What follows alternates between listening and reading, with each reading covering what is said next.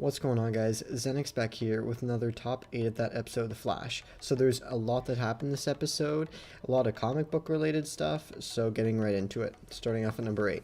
Barry travels to Earth 3 to see Jay Garrick. He does this because he wants to find out more about Savitt, and what's better than asking another speedster. Along the way, he encounters Trickster from Earth 3. Now, Earth 3 is pretty retro, but it's different from Earth 2. It's more vibrant in terms of colors, and it also kind of has like that old 1980s feel to it too, and there's like blimps in the air and stuff, and it's pretty cool. Number 7.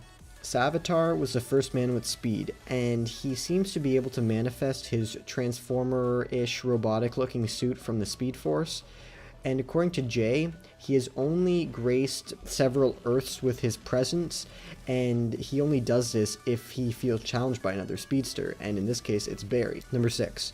So it's confirmed Julian Albert is in fact alchemy, even though we pretty much knew that last episode. When Barry and Garrick interrupt the refracting rays that alchemy plans to shoot out to give all the Flashpoint metas their powers back, Savitt shows up in a bolt of lightning, which is completely new for him in terms of like what we've seen up to now. Jay takes on Savitt while Barry deals with alchemy. In short, Jay gets demolished by Savitt because he's just not fast enough, and this is very similar to what happened to Barry whenever he first encountered him.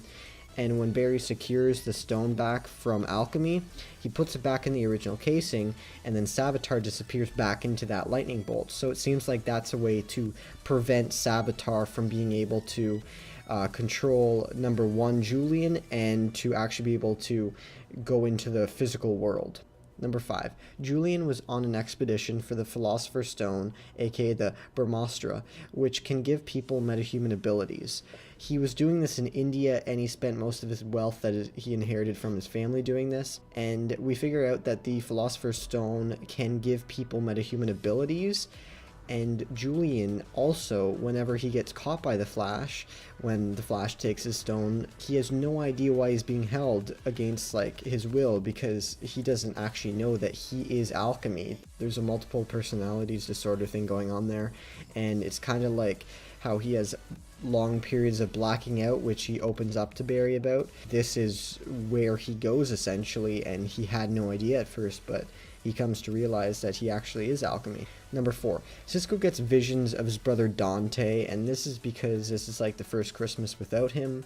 Dante tells him to open the box so that they can be together again, and when he does, his brother's apparition appears and then quickly disappears. Then Savitt comes out of nowhere. Actually, he comes out of his lightning bolt, and classic bait and switch, but this time Wally actually helps out and kind of gets beaten up with Barry, so it's not really that he helps out, it's more that they both take a beating. Number 3. Team Flash sets up Julian with a device that will let Team Flash talk to the God of Speed, and he says that one shall betray, one shall fall, and this is what Savitt says is going to happen in the future.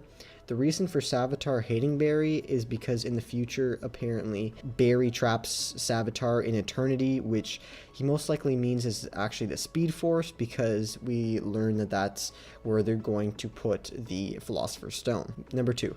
Barry and Jay plan to throw the stone deep into the Speed Force where no one can ever find it, because if they just put it back into the earth, people can dig it up. And when they do this, Barry is actually sent into the future 5 months from now, where he sees his past self watching Savitt kill Iris. So it's another one of those kind of Inception moments. And this is similar to Professor Zoom killing Iris after a few years into their marriage. I'm talking about the comic books. This is what happens in them. But this is why Iris is not in the byline that Barry saw in the Time Vault, because according to Savitt and according to the future, she's going to die. She's going to be the one that falls. So I'm not quite sure how it's going to lead up to that and how Savitt is going to get out, even though they threw the stone into the Speed Force, but we'll have to see. Number 1, Wally gets his Kid Flash suit, finally, and Julian comes over to the Christmas party that the Wests are hosting, and he gives Barry back his CCPD key because apparently Captain Singh didn't put his resignation through yet. That's pretty good for Barry, and also we learn that Barry got him and Iris a place for themselves. So that's also pretty neat, and we're going to see whenever we come back how they're going to deal with the impending threat of Savitar, even though Barry and Jay Garrick are the only ones who actually know that he's planning on coming to kill Iris somehow, just going to come out of the Speed Force. So I'm not quite sure how this is going to happen, but this is going to be the developing storyline as the season progresses. So I hope you guys enjoyed my top 8 of that episode of The Flash. I'll see you guys in January. Peace.